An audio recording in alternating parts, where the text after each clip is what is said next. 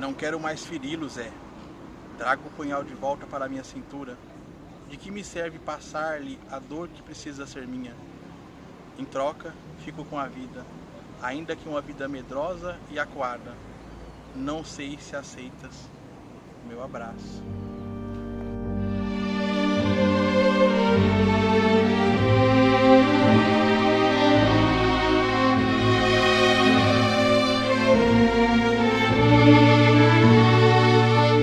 O Jardim das Oliveiras, da Nélida Pinhon. Este aqui é o livro O Calor das Coisas, e o Jardim das Oliveiras é o primeiro conto deste livro, desta coletânea. Essa coletânea foi publicada em 1980 e a Nélida Pinhon já é uma escritora consagradíssima no Brasil. Desculpa o barulho, mas gravar com área externa é assim mesmo, a gente corre esse risco, principalmente aqui no parque. Mas tá bom. A Nélida já é consagradíssima, tem entrevistas da Nélida no Roda Viva muito bom, e entre outros, você acha inúmeras entrevistas da Nélida. A Nélida dá muita entrevista, então você vai achar bastante. Ela é uma oradora sensacional, uma romancista também. Eu já li um romance dela.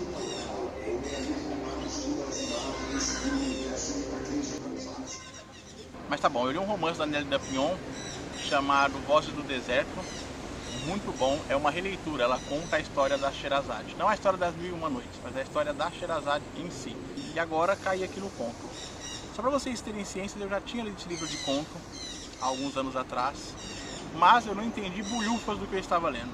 A Nélida, ela busca o texto perfeito, então em alguns momentos você tem que ler aquela frase mais de uma vez para poder entender o que a Nélida está querendo dizer. Não é uma leitura fácil, não é uma leitura para principiantes. Recomendo sim que se comece pelos contos. E tudo na Nélida está jogado nas entrelinhas, nada é totalmente direto. E a Nélida, além de ser uma escritora consagrada, era amiga de grandes autores também, como Clarice Lispector, Mário Vargas Llosa, Gabriel Garcia Marques e muitos outros. Para vocês terem ideia, a Clarice Lispector morre segurando a mão da Nélida Pinhon. Tá, mas do que se trata então o Jardim das Oliveiras? Para você que não está familiarizado com a Bíblia ou com a história de Jesus, muito difícil quem não conhece a história de Jesus.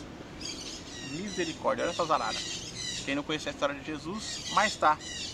O Jardim das Oliveiras, ou Getsemane, é o local bíblico, está narrado na Bíblia, onde Jesus teria passado a noite anterior à crucificação. Então, antes dele ser crucificado, é ali que ele vai passar suas agonias, suas reflexões, antes do momento em que ele vai receber o beijo de Judas e que ele vai ser crucificado. Essas maritacas tá difícil, mas ok. Então, quando a Nélida coloca no seu conto o nome de Jardim das Oliveiras, a gente já sabe que vai ser a história de alguém que vai estar passando por um momento de agonia, passando ali realmente por verdadeiras aflições. E é justamente essas aflições, essas agonias do protagonista desse conto, que já é jogado na nossa cara na primeira página. Escrito sempre daquela forma, nas entrelinhas, nada muito fácil, tá? Existe nessa história, como eu disse, um narrador. Nós não sabemos o nome do narrador, e ele está contando as aflições todas que ele passou por um tal de Zé. Esse Zé, ao meu ver, pode ser qualquer um de nós. O Zé é um negócio que você não sabe o nome do cara, é o Zé. Então, esse Zé, para quem esse narrador está contando a história, pode ser qualquer um de nós. E já na primeira linha do conto, esse narrador, ele se intitula um herói anônimo. Mas não um herói porque ele fez vários feitos, mas herói de um feito único, um episódio inédito e exclusivo. E talvez esse grande feito que ele tenha construído é justamente esse hino de agonia e silêncio ao qual se trata esse conto. E nesse silêncio que eu digo é porque ele já não quer se identificar, ele apenas quer ser esse narrador. O conto, já posso dizer para vocês que vai ter spoiler, tá? Porque como é um conto, eu vou contar ele todo. Então ele começa contando para o Zé. O primeiro ponto é que ele conheceu 3 homens que foram até o apartamento dele e o levaram para algum lugar. E aí, minha gente, esses 3 homens que chegam no apartamento dele, que conheceram no apartamento dele, começa a torturá-lo, pedindo informações a respeito de um tal de Antônio. Porém, todo mundo sabe que esse Antônio morreu. Todo mundo é ciente disso. Ele foi torturado, morto e enterrado. Então por que esses 3 homens vêm atrás de descobrir notícias desse Antônio que todo mundo já sabe que foi sepultado? Mas devido a essa questão dos interrogatórios e das perguntas, ironicamente cria-se uma dúvida se o Antônio teria ou não morrido ou teria fugido e de viver em algum país. Essa cena obviamente nos faz crer que a história então se passa no Brasil na época da ditadura. Como eu disse, isso não é dito diretamente na história, mas pode ser que sim, você olhando todo o cenário e as agorias que esse cara vai contando pro Zé, você conclui que sim, ocorreu-se na época do governo militar, ou ditadura militar, como você preferir. E também assim, como a história não é narrada de forma linear, né, ela não tem começo, meio e fim, os parágrafos vão sendo jogados e cada hora o parágrafo conta uma coisa diferente, você vai acompanhando as incertezas do narrador. Parece que em alguns momentos o narrador está divagando, ele não sabe se aquilo aconteceu, se não aconteceu, o que aconteceu. Ele tenta, ele vai caminhando e vai te narrando aquilo e criando centenas de dúvidas na sua cabeça. E a todo instante, quando ele está narrando a história, parece realmente que ele está perdido.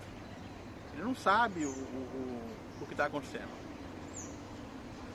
Ou ele está muito doido, né? Ele não consegue contar aquilo de forma linear. E você não sabe se a loucura dele é devido à dor que ele está sentindo, tanto física ou como ao narrar a história, as lembranças do que aconteceu com ele lá atrás. E justamente isso nos faz acreditar ou nos faz pensar que ele saiu há poucas horas, há poucos minutos da câmera de tortura. A forma com que ele narra é uma forma dolorida, doída, então parece que ele sai há poucos instantes da câmera de tortura. Mas a alucinação dele parece muito mais uma alucinação espiritual do que uma alucinação física. É cicatrizes que ficaram nele mesmo, mas na alma. Conseguem me entender? E mais do que um conto, né, dessas agonias, mais do que uma narração dessa pessoa, você tem um conto cheio de reflexões, grandes reflexões sobre a vida no período militar, sobre as torturas, sobre o que um torturador, as sequelas que o torturador é capaz de deixar em um torturado. Que ele vai carregar essas dores, essas torturas pro resto da vida dele. E além de ele carregar a tortura, ele também vai carregar o medo. Imagina que um homem que é torturado, ele vai carregar o medo para sempre. Ele vai ter medo de qualquer coisa porque ele passou por provações e agonias que nós não passamos. E como não podia faltar, parte das suas narrações vai cair ali num amor. Ele teve um amor chamado Luzia, mas até esse amor é contado de uma forma muito angustiante e pesada nessa história. Por fim, para encerrar, fica a sensação de que esse Zé é o próprio narrador que está contando a sua história para si mesmo. Ele está olhando para ele quando jovem, ele é o Zé, está olhando para ele quando jovem e contando as coisas que ele ainda vai sofrer. E é outro ponto que eu disse, é como se o Zé fosse todos nós, não torturado por um regime, mas torturado com as situações em que a vida nos coloca e nos põe a analisar a nossa existência. Fica a dica, se não leiam o livro todo, se não quiserem, mas pelo menos o primeiro ponto, Perdido das Oliveiras, que vai valer muito a pena, mas se esforcem, porque Nélia Pinhon não é fácil de ler, terão que ler este conto mais de uma vez, como eu fiz. Eu li pela segunda vez para poder trazer essa resenha para o canal. Espero que tenham gostado desse cenário, apesar do barulho das maitacas e do trânsito. Um abraço, até o próximo vídeo, se inscreva no canal e ative o sininho.